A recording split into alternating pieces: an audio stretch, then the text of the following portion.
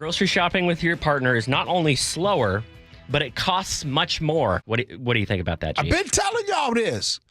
I've been telling you that going shopping solo benefits you all the way around. Number one, the time that it takes. Let's be real. When you got somebody with you, it's going to take a little extra time.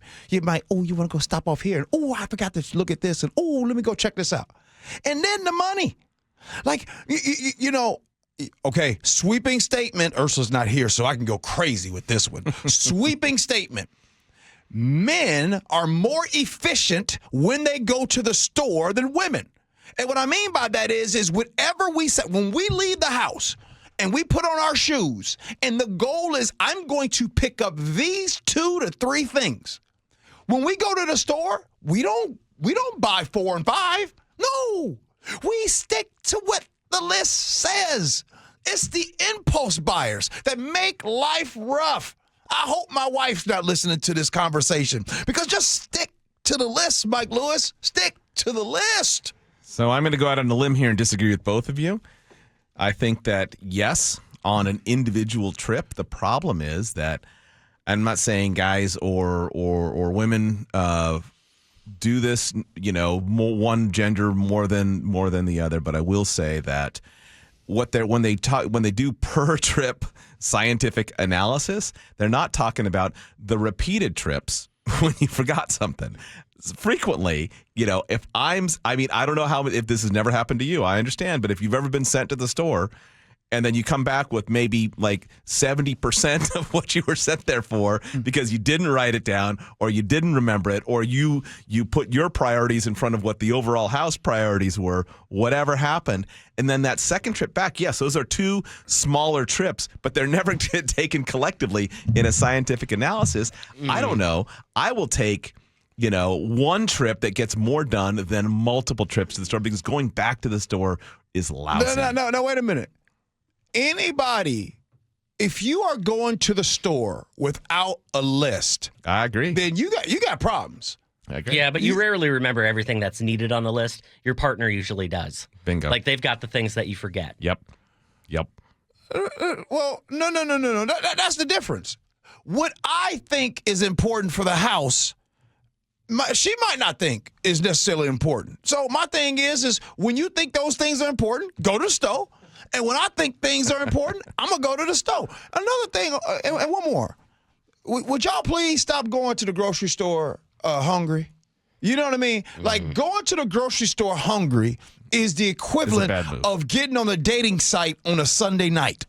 It's desperation.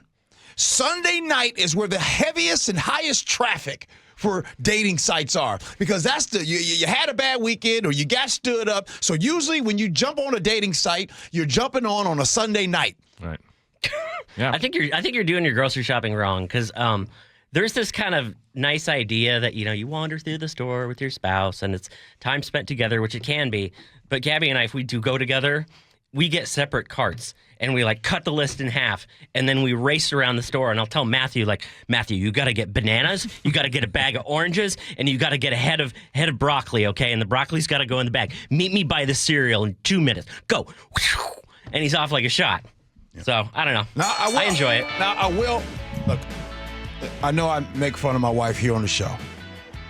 I will give her some props. She does do a good job. She will have a list going. She'll see this is out and all those things. She will have the list going.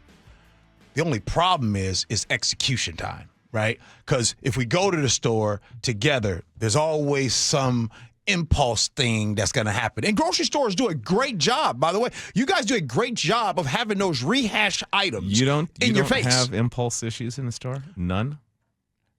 You know what's funny? I had it yesterday, and I really messed up bad. What'd you do? I couldn't find a price on some vegetables, and it was this ready-made thing with the vegetables, and I couldn't find a price, but it looked good. I'm like, man, I might want to try that.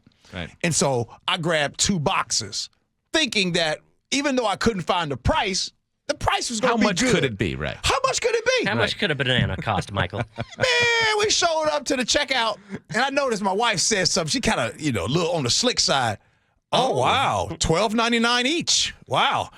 I was like, man, if I'd have known that was $12.99, I would not have gotten it. My mom would have walked it right back into the freezer. Oh, yes. She would have let everyone wait, and she would have walked it right back. She said that. She says, we can take it back. I don't want to do it. I committed. I committed, Mike. It was like that mixed bottle of peanut butter and jelly. Exactly. By the way, when you was growing up, did you ever see that in the store? There was a time in the 80s. The premix? The pre-mixed peanut butter and jelly. Kugel. All in a jar. Yes. My mother said, you better eat this. I got that home. Yeah. It was the nastiest thing ever. Yeah. And she kept forcing me to make sandwiches. And it's sort of like how difficult is it? To me, that was a problem in searching. It was like when I walk into the store and I see the pancake mix in the jug where you just pour the water into it and shake up that one. Like, really? It wasn't that difficult? Like, are we that lame that we needed our peanut butter and jelly mixed in advance? Why Why 2 jars when 1 jar can't suffice? Todd and Burian says, I'm with you, G, on this one. I'm the one who does the cooking and the shopping, so it's my menu, and I usually use my phone and make a list on reminders. Okay, now that you got me started, there is one thing that drives me crazy about grocery shopping, and you'll have to tell me if this is like a relationship foul. Okay. I will tell Gabby, I'll say, hey, I'm going to go up to the store to get some toilet paper. And without fail, every time she says, oh, you're going to the store. Okay, can you grab a couple things for me? And then I get a list of 100 items. And I'm like, I don't want to be there for 4 hours. I said I was going to get one thing. No, I don't. But I always end up doing it. So you're proving my point. You're proving my point.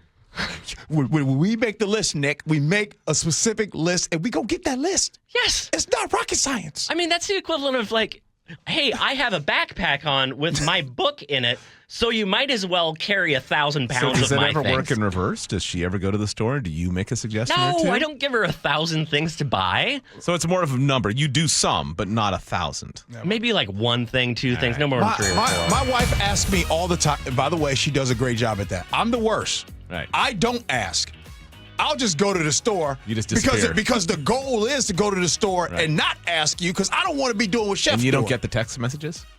No, she's pretty good about that. Right. But she is also good about asking me every time she goes to the store, hey, I'm going to the store. Do you need anything? Mm-hmm. By the way, 99% of the time, I say nope. But I think there is something in the DNA of ladies. There's something in the DNA of ladies that makes them, when you ask them and tell them you're going to the store, oh, can you pick this up? I don't want to hear that. I ain't got that in my cards. Matter of fact, when I made the decision to go to the store, that decision was made without you. Right. Let me go to the store by myself. You're lucky I told you. I told you I was going because I know exactly where the conversation's headed from there.